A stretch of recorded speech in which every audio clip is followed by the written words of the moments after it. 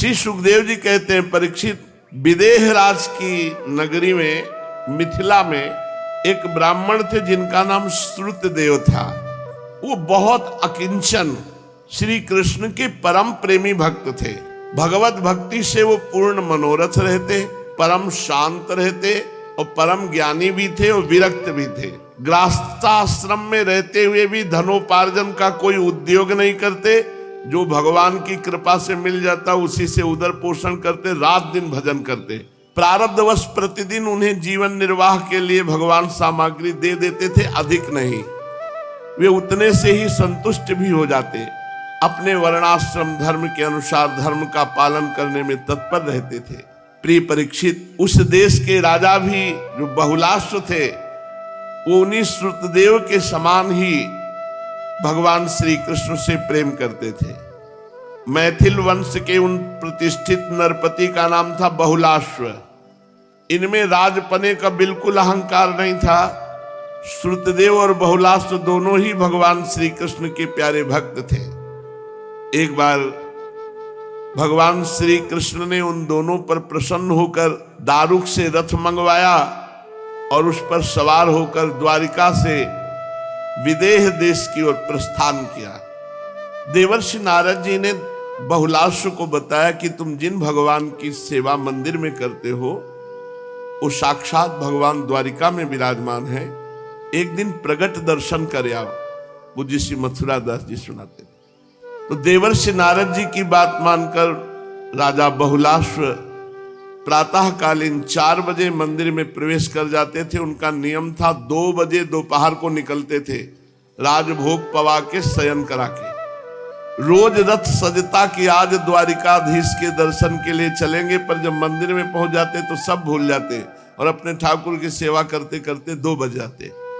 तो भगवान स्वयं दर्शन देने आए महाराज बहुलाश्व को, और बड़े अकिंचन श्रुतदेव नाम के ब्राह्मण थे जिनको भगवान की प्रेम लक्षणा भक्ति प्राप्त थी।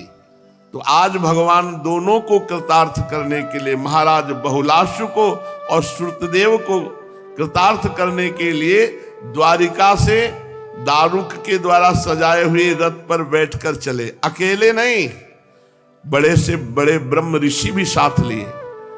देवर्षि नारद, वामदेव, अत्रि, वेदव्यास, परशुराम, असित, आरुणि और सुखदेव जी कह रहे मैं भी था, और बृहस्पति जी, कर्ण, मैत्रेय, च्यवन, ये सब ऋषि भगवान के रथ में और भगवान बैठ करके महाराज बहुलाश्व और श्रुतदेव को दर्शन देने के लिए आए।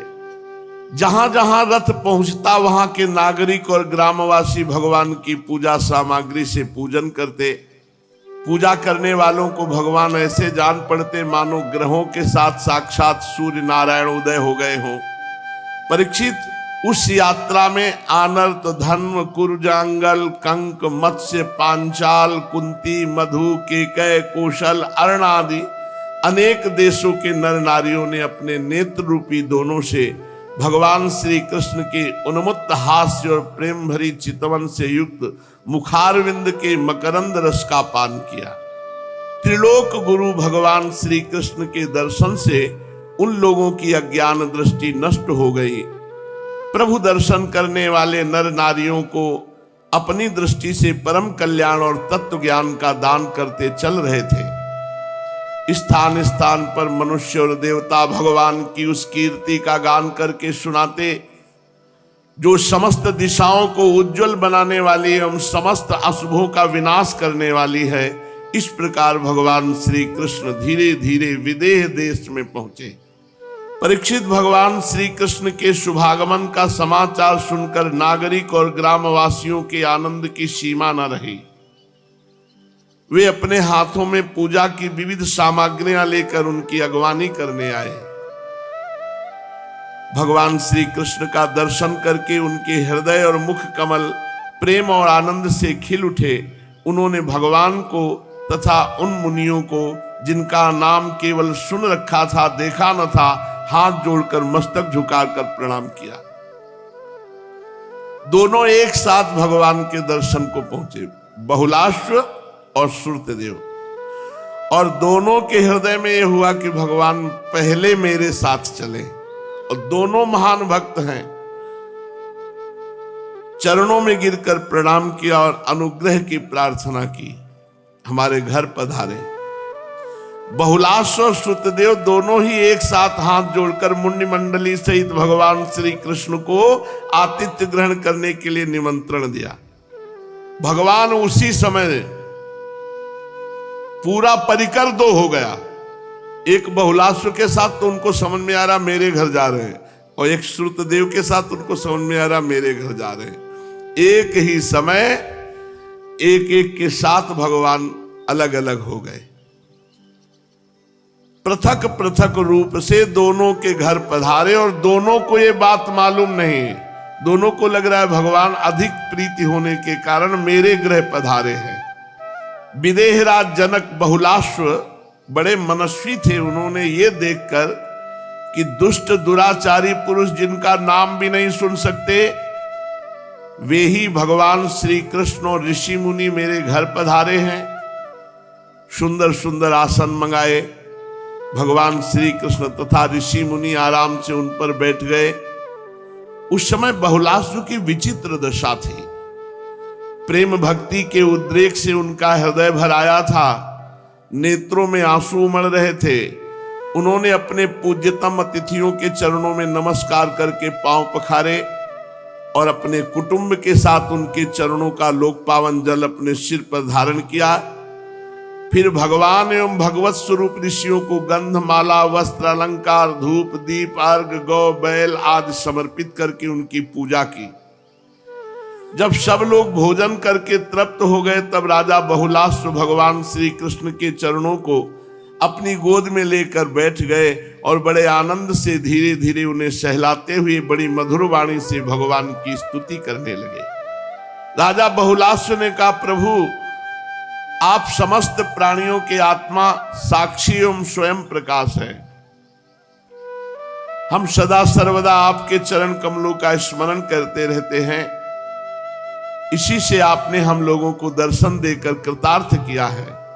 भगवान आपके वचन हैं कि मेरा अनन्य प्रेमी भक्त मुझे अपने स्वरूप बलराम जी, अर्धांगिनी लक्ष्मी जी और पुत्र ब्रह्मा से भी बढ़कर प्रिय है।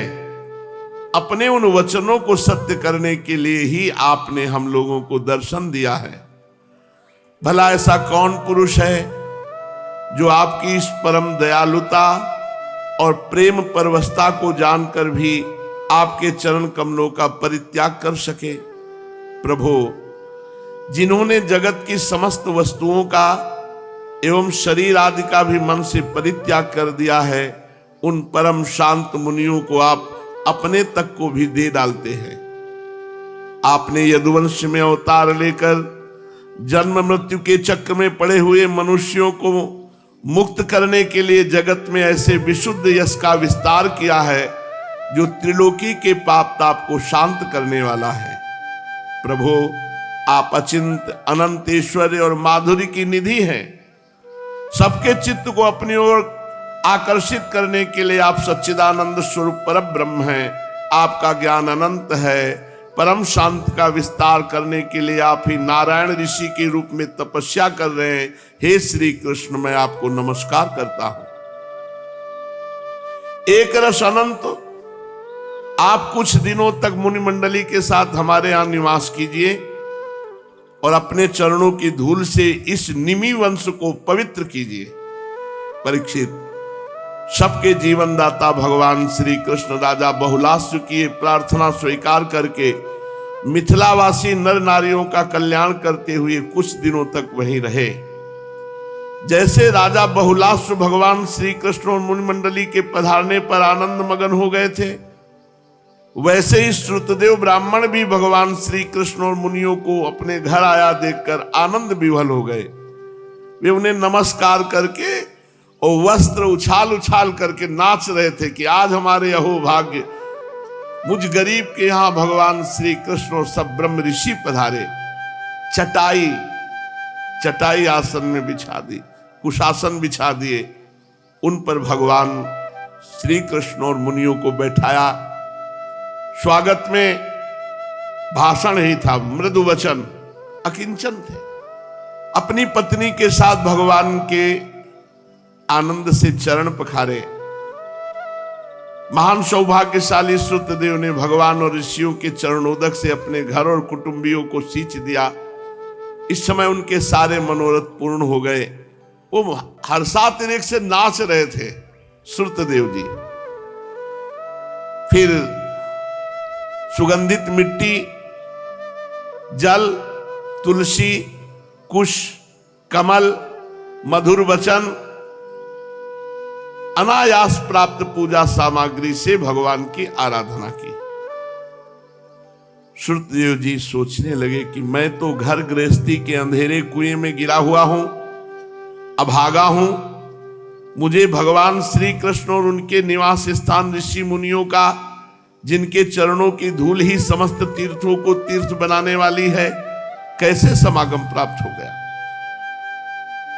जब सब लोग आतिथ्य स्वीकार करके आराम से बैठ गए, तब श्रुतदेव अपने संबंधियों के साथ उनकी सेवा में उपस्थित हुए और भगवान श्री कृष्ण के चरण कमलों का स्पर्श करते हुए कहने लगे। श्रुतदेव ने कहा, प्रभु आप व्यक्त अव्यक्त रूप प्रकृति और जीवों से परे पुरुषोत्तम हैं। मुझे आपने आज ही दर्शन दिया हो ऐसी बात नहीं। ध्यान दीजिए, प्रगट में तो आकर के आप आज दर्शन दे रहे हो, लेकिन आपके नाम जप से, आपके गुण कीर्तन से मैं हर समय आप में ही रहता था।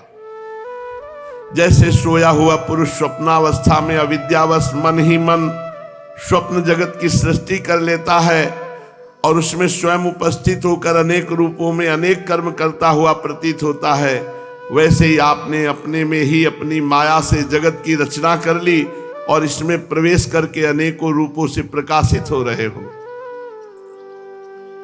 जो लोग सर्वदा आपकी लीला कथा का श्रवण करते हैं, आपके नाम कीर्तन का जप करते हैं, आपकी प्रतिमाओं का अर्चन वंदन करते हैं और आपस में आपकी ही चर्चा करते हैं, उनका हृदय शुद्ध हो जाता है और आप उनके हृदय में प्रकाशित हो जाते हैं। ऐसी बात नहीं कि आप अभी आकर द्वारिका से मिले, आप तो हमसे बहुत पहले से मिले हैं। किनसे भगवान मिलते हैं? जिनके हृदय में भगवान प्रकाशित होते, उनकी साधना क्या होती? भगवान की लीला कथा श्रवण करना, नाम कीर्तन करना, नाम जप करना, भगवान की प्रतिमा में अर्चन वंदन करना। इससे हृदय शुद्ध हो जाता है, भगवान हृदय में प्रकाशित हो जाते हैं। जिन लोगों का चित्त लौकिक वैदिक आदि कर्मों की वासना से बहिर्मुख हो रहा है, उनके हृदय में रहने पर भी आप उन्हें दिखाई नहीं देते। किंतु जो लोग आपके गुणगान से अपने अंतःकरण को सद्गुण संपन्न बना लेते हैं, उनके लिए चित्त वृत्तियों से अग्राह्य होने पर भी आप अत्यंत निकट हैं। हे प्रभु, जो लोग आत्म तत्व को जानने वाले हैं, उनके आत्मा के रूप में ही आप स्थित हैं, और जो शरीर आदि को ही अपना आत्मा मान बैठे हैं, उनके लिए आप अनात्मा को प्राप्त होने वाली मृत्यु के रूप में हैं। आप महत्तत्व आदि कार्य द्रव्य और प्रकृति रूप कारण के नियामक हैं, शासक हैं। आपकी माया आपकी अपनी दृष्टि पर पर्दा नहीं डाल सकती, किंतु उसने दूसरों की दृष्टि ढक रखी है। हे कृष्ण, आपको मैं नमस्कार करता हूं। स्वयं प्रकाश प्रभु, हम सेवक हैं, हमें आज्ञा दीजिए कि हम आपकी क्या सेवा करें। नेत्रों के द्वारा आपका दर्शन होने तक ही जीवों को क्लेश रहता है, और जहां आपका दर्शन हुआ तो समस्त क्लेशों की परिसमाप्ति हो जाती है। भगवत साक्षात्कार समस्त दुखों का नाश। शरणागत भयहारी भगवान श्री कृष्ण ने सुतदेव की प्रार्थना सुनकर अपने हाथ से उनका हाथ पकड़ लिया और मुस्कुराते हुए कहा। भगवान श्री कृष्णचंद्र जी ने एक चीज देखी सुतदेव की, कि वो भगवान की अधिक भाव से पूजा कर रहे थे, और जो संत जन साथ आए थे उनकी उतने भाव से पूजा नहीं कर रहे थे। तो भगवान की दृष्टि गई, तब उन्होंने कहा, भगवान श्री कृष्ण ने कहा, प्रिय सुतदेव, ये बड़े बड़े ऋषि मुनि तुम पर अनुग्रह करने के लिए ही यहां पधारे हैं।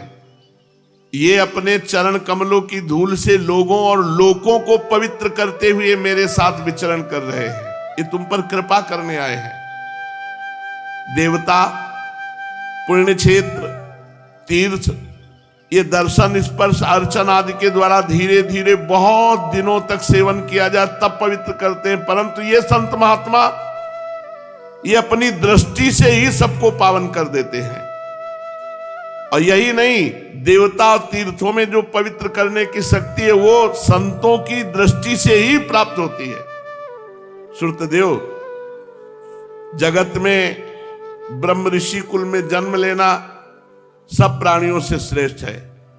उसमें भी वो तपस्या, विद्या, संतोष, मेरी उपासना, मेरी भक्ति से युक्त हो, तब तो कहना ही क्या है। मुझे अपना ये चतुर्भुज रूप भी उतना प्रिय नहीं जितना मुझे ब्रह्म ऋषि भक्त प्रिय है, क्योंकि ब्रह्म ऋषि सर्ववेदमय है और मैं सर्वदेवमय हूं। दुर्बुद्धि मनुष्य जो इस बात को न जानकर केवल मेरी मूर्ति में पूजा रखता है, मेरे भक्तों और संतों ब्रह्म ऋषियों में दोष निकालता है, जो जगत गुरु ब्रह्म ऋषियों का तिरस्कार करता है, मैं कभी उससे प्रसन्न नहीं हो सकता। जो मेरी मूर्ति की पूजा करता है पर मेरे भक्तों की निंदा करता है, संतों की अवहेलना करता है, ब्रह्म ऋषियों का निरादर करता है, मैं कभी उन पर प्रसन्न नहीं हो सकता। शेष चर्चा आगे। श्री राधा वल्लभ लाल की।